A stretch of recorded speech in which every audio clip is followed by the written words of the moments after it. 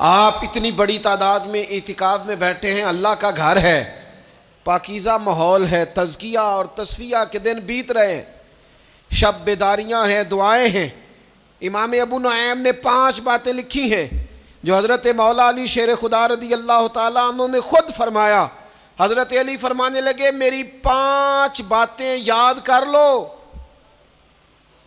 اور فرمانے لگے اونٹوں پر بیٹھ کر تلاش کرنے نکلو گے تو یہ باتیں تمہیں ملیں گی کہیں بھی نہیں، لے لو ہم سے حاصل کر لو، یہ فیض ہے۔ فرمایا ڈھونڈنے نکلو گے نا، ڈھونڈنے تو تمہیں یہ ملیں گی، ڈھونڈنے سے نہیں چیزیں ملیں گی۔ فرمانے لگے 5 باتیں لے لو یار حضرت شیر خدا کی 5 باتیں، آج اس کو سبق کے طور پر رٹا لگا لو، اسے یاد کر لو، دل میں بٹھا لو۔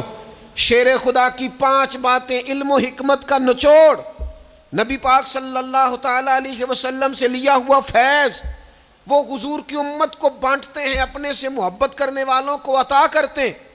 حضرت مولا علی شیر خدا فرمانے لگے 5 باتیں لے لو، تم اونٹوں پر بیٹھ کے نکلو گے تو تھک جاؤ گے، لیکن یہ باتیں تمہیں کہیں نہ ملیں گی۔ حضرت علی باتیں بیان کرتے ہیں، فرماتے ہیں پہلی بات یہ یاد رکھنا، بندے کو امید صرف اپنے رب سے رکھنی چاہیے۔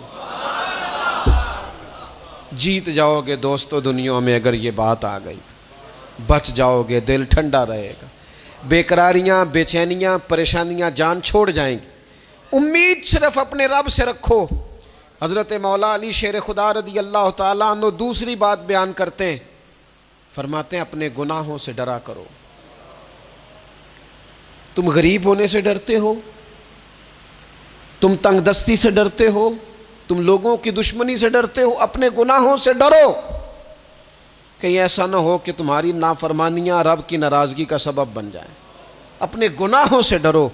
اور تیسرا مولا علی شیر خدا رضی اللہ تعالیٰ عنہ فرماتے ہیں اگر تم جاہل ہو نا، تمہیں پتہ نہیں، تو علم کے بارے میں سوال کرنے سے کبھی نہ شرمانا، پوچھ لینا فائدہ ہوگا، کسی سے بات کر لینا فائدہ ہوگا، کسی سے سیکھ لینا نفع ہو جائے گا، کسی کو مان لینا اپنا استاد، زندگی بھر سمجھدار ہو جاؤ گے، فیض یاب ہو جاؤ گے۔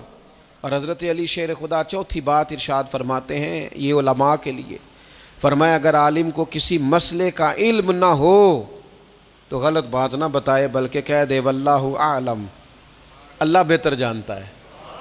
یہ بات یاد رکھیں، جس بات کا پتہ نہ ہو، جس کی خبر نہ ہو، جس پر عبور نہ ہو، اس بات کو آگے بیان نہ کیا جائے اور کبھی بھی غلط بات نہ بتائی جائے۔ یہ حضرت علی شیر خدا ہمیں سبق دیتے ہیں۔ اور 5ویں بات حضرت علی شیر خدا ارشاد فرماتے ہیں یاد رکھنا، ایمان میں صبر کی وہی حیثیت ہے جو جسم میں سر کی حیثیت ہے۔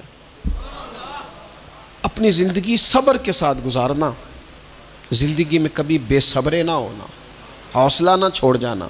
صبر بزدلی نہیں ہوتا، صبر تو اچھی تدبیر کو کہتے ہیں، صبر تو رب کریم کے فیصلے کے انتظار کو کہتے ہیں، صبر تو اللہ کی مدد کے نازل ہونے کے انتظار کو کہتے ہیں۔ فرمایا جو تمہارے جسم میں سر کا مقام ہے وہی ایمان میں صبر کا مقام ہے۔ یہ مولا علی شیر خدا نے ہمیں 5 باتیں دی۔